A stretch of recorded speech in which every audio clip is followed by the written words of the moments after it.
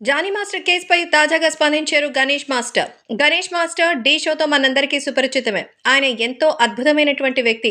దేవుడిలాంటి వాళ్ళని చాలామంది చెప్తూ ఉంటారు. గణేష్ మాస్టర్ ఎప్పుడు వివాదాలకి దూరంగా ఉంటారు. మరి నిజంగానే డాన్స్ విషయంలో ఎంతోమంది పేదవారికి సహాయం చేశారు. తను ముందుకెళ్ళి వాళ్ళందరికీ కూడా ఆర్థికంగా ఆదుకున్నారు. ఎంతో మందిని చదివిస్తున్నారు. కుటుంబ పోషణకి కూడా కారణమయ్యారు.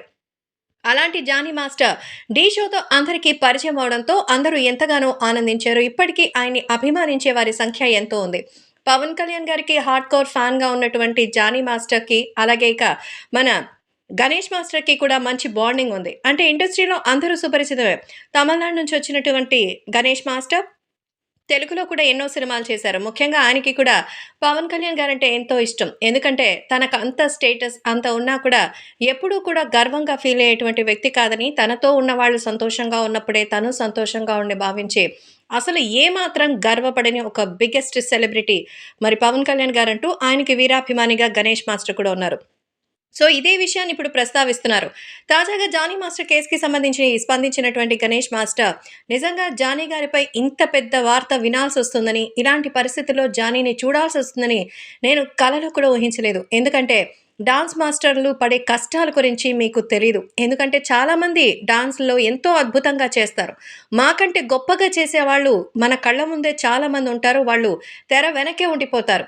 ముందుకి వచ్చి వాళ్ళకి అదృష్టం సాధించి అంత కష్టపడాలి అంటే ఎన్నో అవమానాలు పడ్డారు. 'ఢీ' షోలోనే ఎన్నో కష్టాలు పడ్డారు జానీ. ఈరోజు ఈ స్థాయి చేరుకోవడానికి ఎంతోమంది ఎన్నో చెప్తూ ఉంటారు. చాలామంది అది నిజంగానే జానీ మాస్టర్ మమ్మల్ని తొక్కేశాడు, మమ్మల్ని ఎదగనివ్వడం లేదు, అలాగే జానీ మాస్టర్ వల్ల మాకు అవకాశాలు కోల్పోయాయని.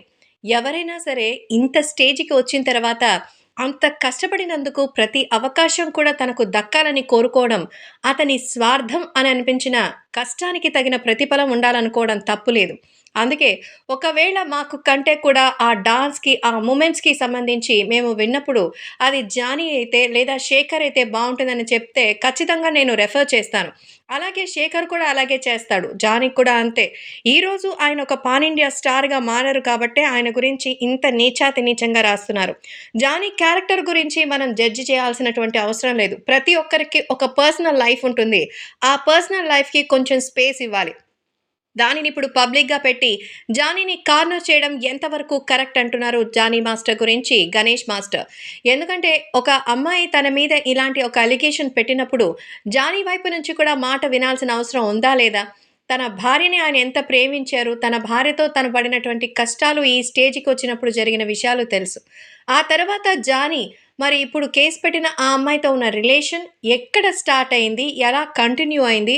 ఇప్పుడు ఎందుకు మళ్ళీ ఇలా టర్న్ తీసుకుంది అన్న ఆ ఒక్క నిజం మాత్రం ఖచ్చితంగా బయటకొస్తే అప్పుడు మీకే తెలుస్తుంది. ఇన్ని రోజులు చెడ్డ పేరుగా పొందినటువంటి జానీ మాస్టర్‌ని అప్పుడు మీరే ఎలా గుర్తిస్తారో నేను చూస్తాను. ఆ క్షణం కోసం నేను ఎదురు చూస్తున్నాను. కాబట్టి ఒకవేళ ఆ అమ్మాయికి నష్టం జరిగింది అని భావిస్తే దాన్ని ఈజీగా పరిష్కారం చేసుకోండొచ్చు. మరి ఇంత రాద్ధాంతం చేసిందంటే జానీ గురించి నేను నమ్మలేకపోతున్నానని ఖచ్చితంగా జానీతో నేను వెళ్లి జైల్‌లో మాట్లాడడం కూడా జరుగుతుంది. అలాగే జానీ కేస్‌లో ఇరువురికి న్యాయం జరగాలి. అమ్మాయికి మాత్రమే న్యాయం జరిగితే సరిపోదు కదా అంటున్నారు గణేష్ మాస్టర్.